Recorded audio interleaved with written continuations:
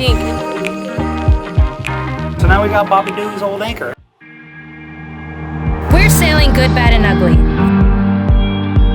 3 years ago, we bought our boat off Craigslist for $5,000. I'm Kristen, and this is Matt. We are known to break the rules and do things a little less traditional.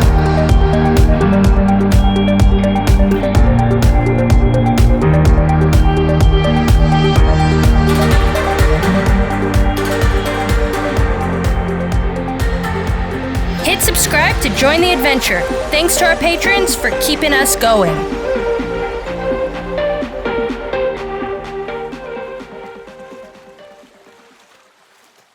What's up, guys? Welcome back to Sailing GBU. Today is an exciting video, like I always say, but today's exciting especially for me because we're on our final step of our haul out. We're painting the bottom.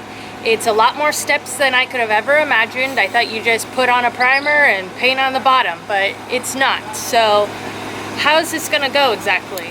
It's a little more nuanced. There's some steps, there's some timing issues you want to pay attention to, allegedly. We don't know yet because we haven't done it and we haven't tested it over the years. But from what everyone's telling us, there's some time constraints and some things you got to get done in a certain amount of time, which is going to be great for us because the weather is definitely playing along with us today.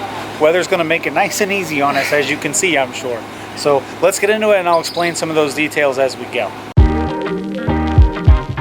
Okay, so today we're going to be applying our epoxy primer and our first coat of anti-fouling. We're going to start with our epoxy primer first, clearly. Priming goes first.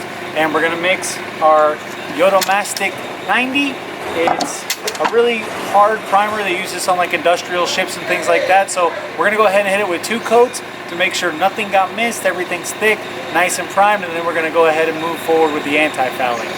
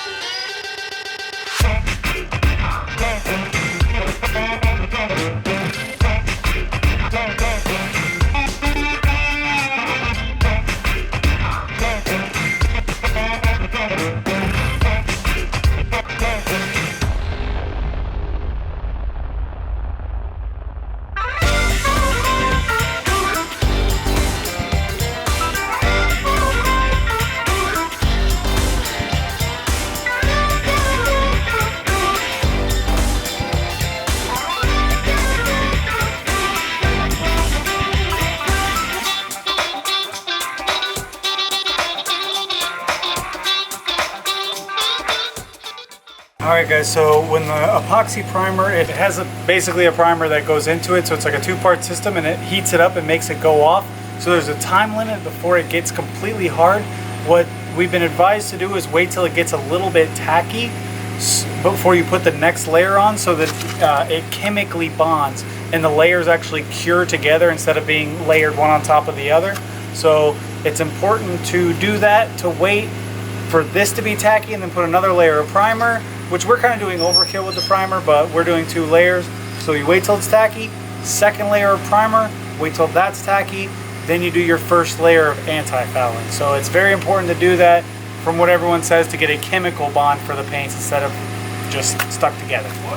Basically all I'm hearing is, yeah, your arms hurt, but you can't take a break now. You gotta start the other side. You get a little break. Depending on the temperature and the weather, the humidity, you get anywhere from 1 to 3 hours, but basically you can just go round and round. The other side's gonna be tacky now that we're done with this side, so it's gonna be an arm workout today, Chris. Yeah, we got biceps for days. Get tough. I am tough.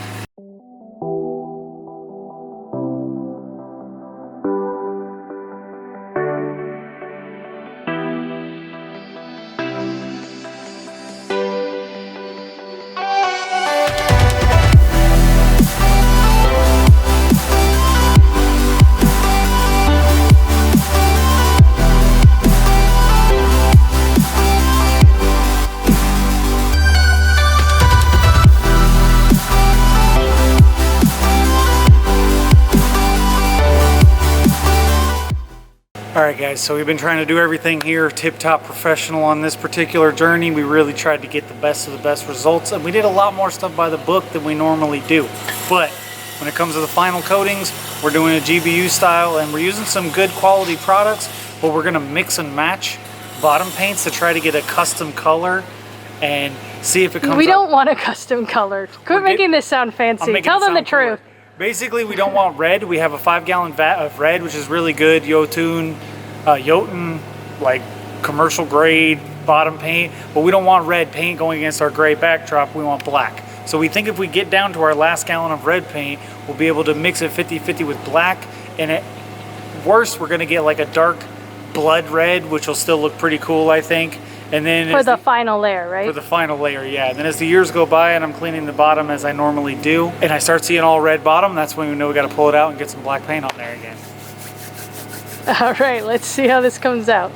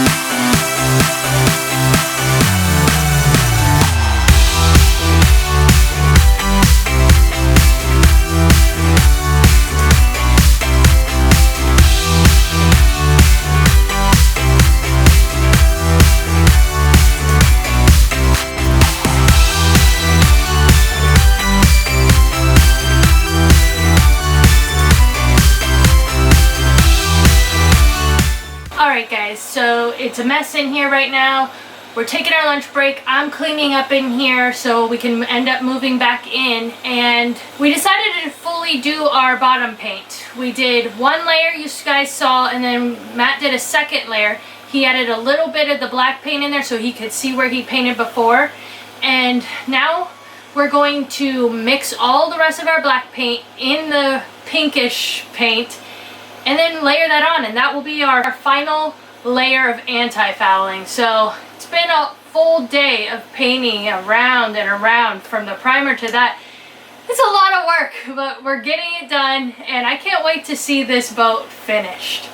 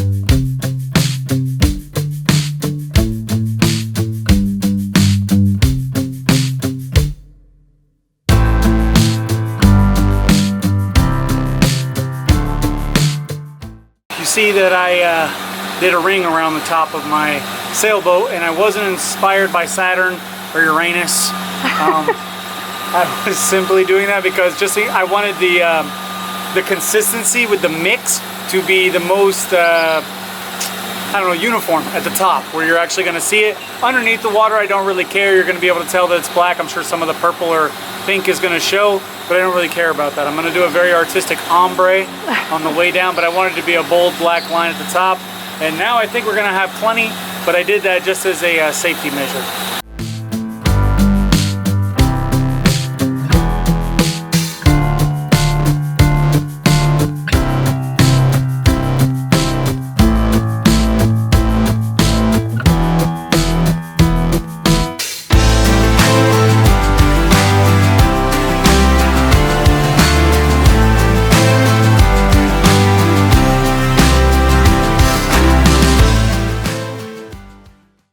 All right, folks, we did it. We put our paint on. Mixing the black was a genius idea by Matt. I was like really sad because I was like, I really don't want it to be pink. You know, it's great paint and it still would have worked as what it was supposed to, but I really wanted to be black, so we mixed 1 can, saved us a ton of money, mixed right up, and it looks just as black as anything else. If anything, it looks maybe dark gray, which is looks even better with our gray paint. Yeah, we could have went buck wild and I could have started mixing in the kitchen. But I think it came out really, really well. We have enough paint for patching in where our jack stands are tomorrow, and we should be splashed pretty quick. We got a few odds and ends to put back together, but this project couldn't have gone better. A lot of hard work, but you know what? I'm happy. Yeah, it looks beautiful. High five. Ouch. Time to pull the tape. Let's go.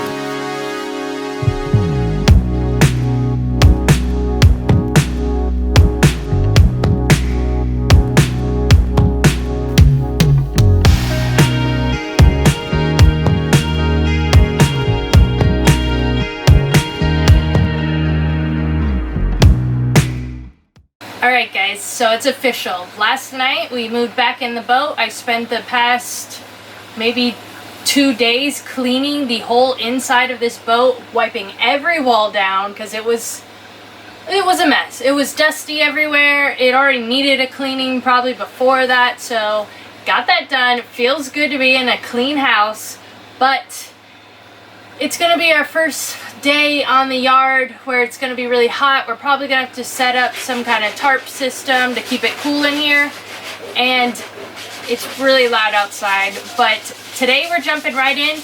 They moved our stands, our jack stands, and we're gonna be painting those spots now with the primer and the anti-fouling. So luckily we didn't have to move them ourselves. Matt has moved them. I can't look when he does that. If you haven't already looked at them, they look pretty shady, but they've worked so far. So let's check out what he's getting into, and hopefully our final paint will be today.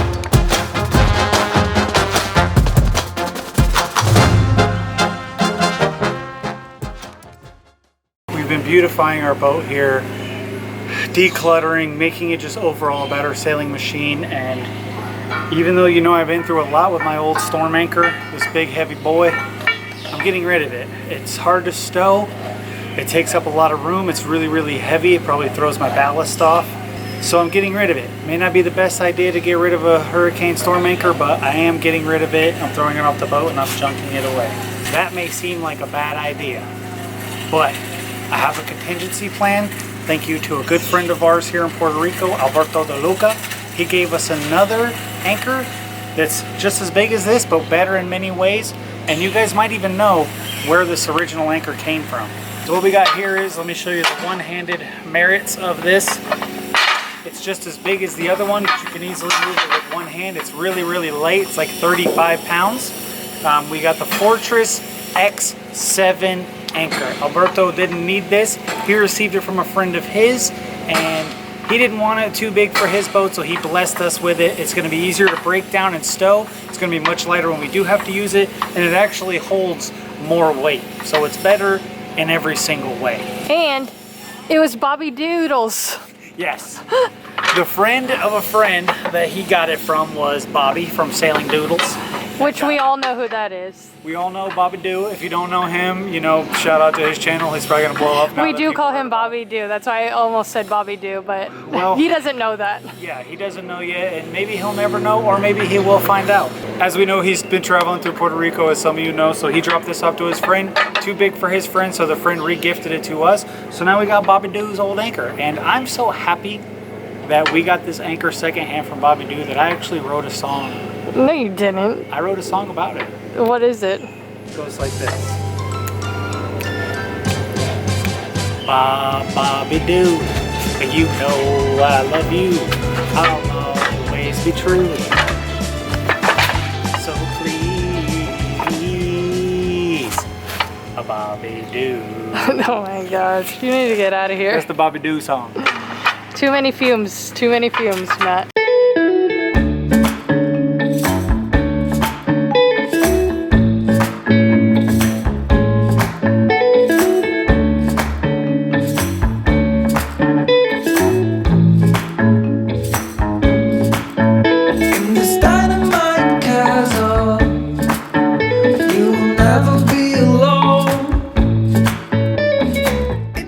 Alright, so I got to give you this update from the ladder. I can't come on the boat because I've been contaminated with anti-fouling paint and epoxy primer. And it's one thing we've learned during this whole process is that if you get even one drop on you, you'll walk around, you'll kneel down, you'll touch everything, and you'll just have these little spots all over your boat. So once you become contaminated, it's better just to not get on the boat at all. But what I want to talk to you guys about is my handrail. I came up with this design because I hated the old bridges over troubled water handrail. That was like giving me nightmares. So I wanted a sleeker, straighter design.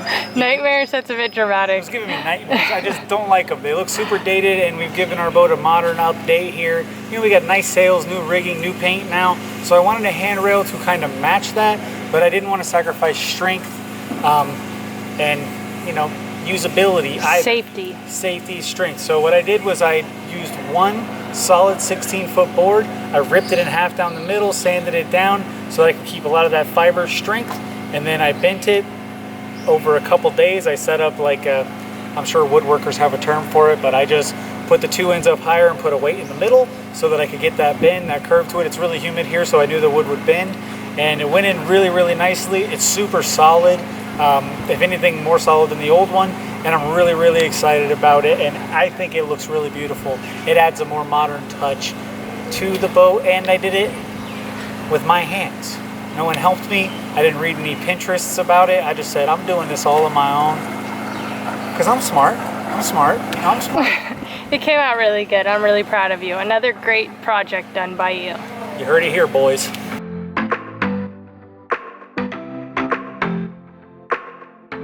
So as you can see, we're in our beautiful Airbnb, taking in the view off of the balcony, the balcon, and it's our last night. We're checking out in about 30 minutes, and we're heading back on the boat. Going to sleep in the yard tonight, but should be splashing tomorrow.